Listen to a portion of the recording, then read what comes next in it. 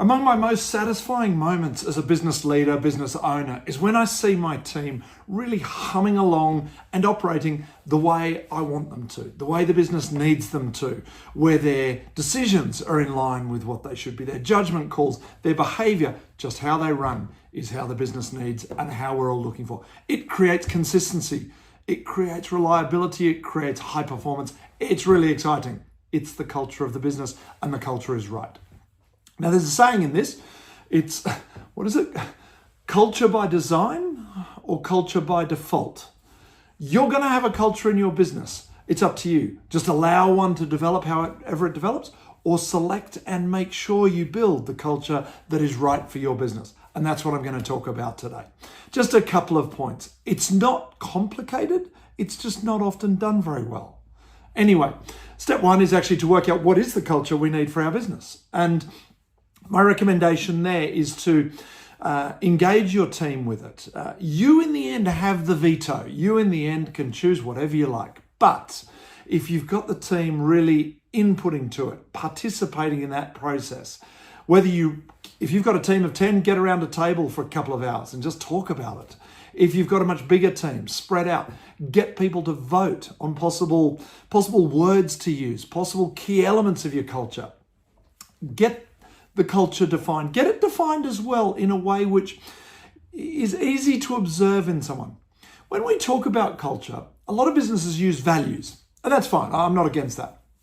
I find it easier personally to think about behaviors because it's hard for me to observe your values. It's hard for me to know that your values are aligned with the businesses. Whereas I can watch how you're actually behaving, how you're working, and I can give you feedback on that. I can commend you when absolutely what you're doing, that's exactly what we're after. That's so in line. That's brilliant. Or I can give you feedback. Look, that's not quite what we're looking for here. Here's how we need to improve. So define your culture points, if I call them that. You're probably going to end up with half a dozen.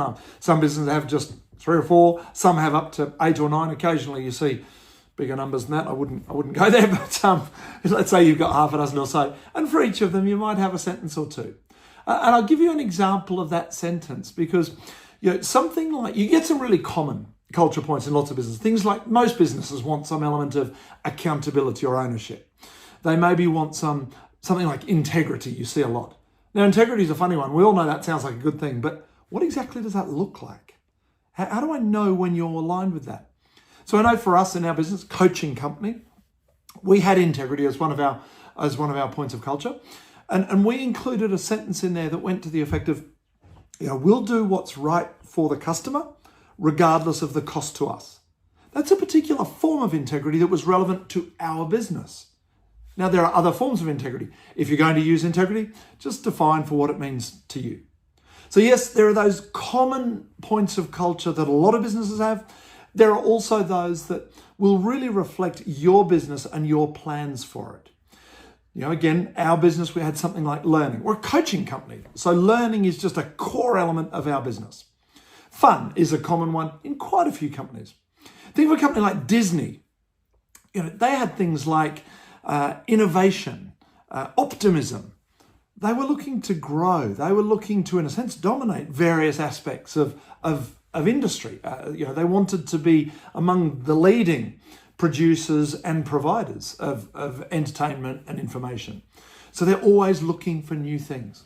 So they had things like innovation and optimism as points of culture. So articulate your culture appropriately for your business, engaging your team in coming up with that definition. Once you've got that, it's then all about bringing it to life. Now, yes, absolutely, they should be printed up, put them on the walls, that's all good. That won't be enough, but that's fine. The other sorts of things you might do, I know for us, we always treated culture as, so to speak, a firing offence.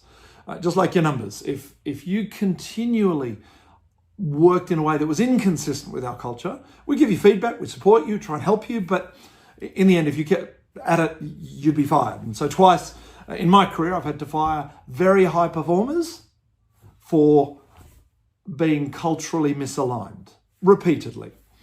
Now, what that meant is in our contracts of employment, we always had the culture defined. It was very clear when you came to work for us, this is what you're signing up for. This is how we work, and this is what you're expected. to live to. So those sorts of things are good. I think talking about it frequently. I see a lot of businesses where each week in the team meeting, they might choose one of their points of culture and just talk about it for a few minutes.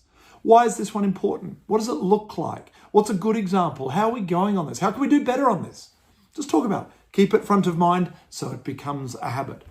Giving feedback to your staff or them giving feedback to you. Use the language of the culture points. Actually reference it. When you're making decisions, sometimes I've had that experience often where I'm not sure what the right decision is. So we'll actually turn to our points of culture and ask, what do they guide us to? What does that tell us? You can give out awards at the end of each week. Who was the best exemplar of your culture? Great. Let them wear the funny hat next week and then they can give it to someone else next Friday.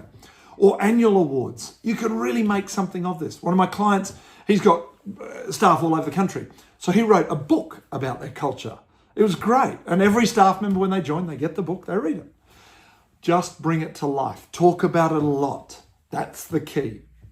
In the end, what you do is who you are. It was Ben Horowitz wrote a book called that. It's very true. So you've got to live to your culture. And that's probably number one tip is if you as the owner or the manager, the leader, if you live to your culture, exemplify the culture, that's the starting point. And what you accept of others. What you accept is what you will get. If you take it seriously and treat the culture properly, you'll end up with exactly the culture you need. Exactly the culture that will drive success in your business. And often it's the most important driver of that success. All the best now.